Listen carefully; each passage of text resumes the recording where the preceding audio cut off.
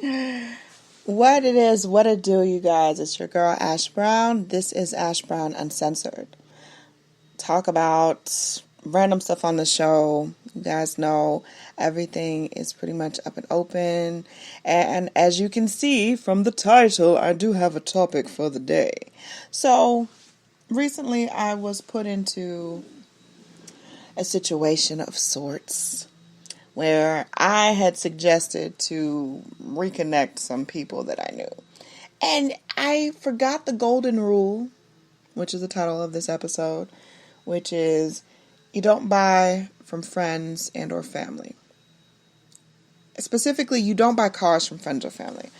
And the main reason behind that is because if they buy from one another or whatever the case happens or the transaction goes down, whenever, and especially when they say, oh, well, it doesn't matter what kind of wear and tear is on it, what kind of condition it's in, I don't care, I just want a car.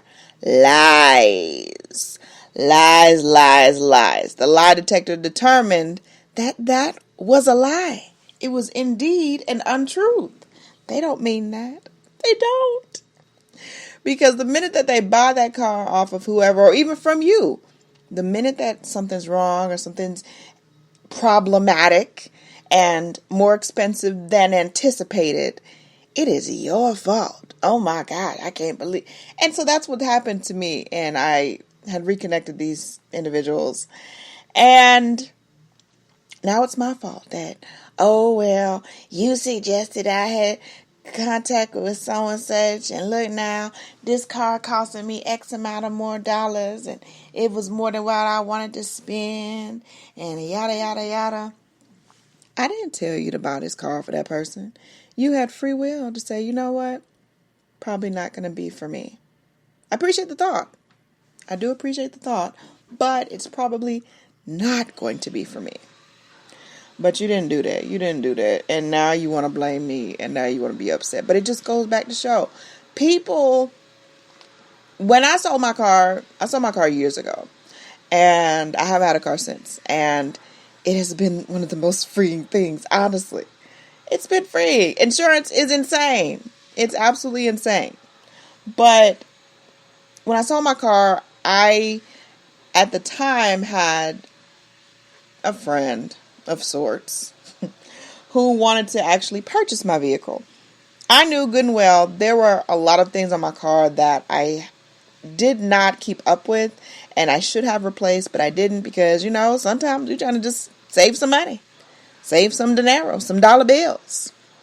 And I sold it to, honestly and truthfully, I sold it to Carvana.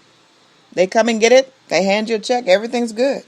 So when this person, I talked them down and I told them, yeah, I'm not selling it to you because I value our friendship, our connection, and I don't want it to get pulled into a situation of we're not talking and people are angry and people want their money back and all kinds of stuff and you ripped me off.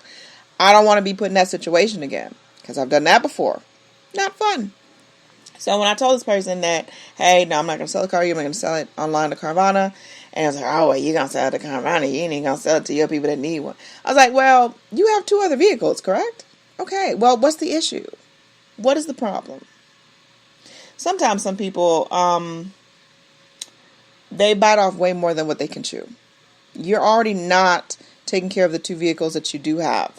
God bless the money that you could actually supply to pay me for my car, which is in good working condition, minus some minor details. Some things need to be replaced, some things. I was just so annoyed with the car, and then I was about to start training, so I did not want to have this car just kind of sitting limbo somewhere, not being utilized, not being used, and then maintenance stuff, and then keeping up with tag and all that. I didn't want to deal with that at all, y'all. At all.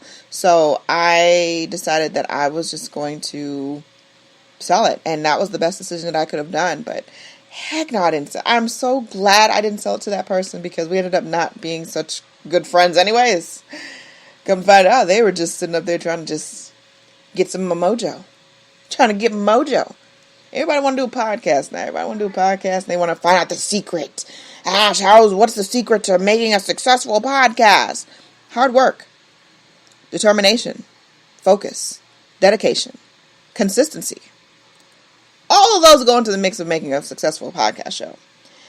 One of which that I'm so proud of. Over 1,700 episodes on Ash Said It Daily. Amazing. That wouldn't be possible if I didn't stay on top of my stuff. There's no like surefire recipe. There are other podcast shows way more popular than mine. But I'm proud of what the podcast has done because I never in a million years even imagined that I would accomplish such a thing. So the fact that I've done what I've done with it, I'm proud of that. All of my own. That's it. That's all I got for it. But yeah, so don't sell your car to anybody that you know. Sell it to somebody that you have absolutely no idea who they are, somebody that you're not going to see again. That includes coworkers too. So coworkers, fellow volunteers, people from your church. Don't sell to those people. Do not, because it's going to be a headache and they're going to pull you into the mix. I guarantee it 100%. It's happening right now for me. I'm not making this stuff up.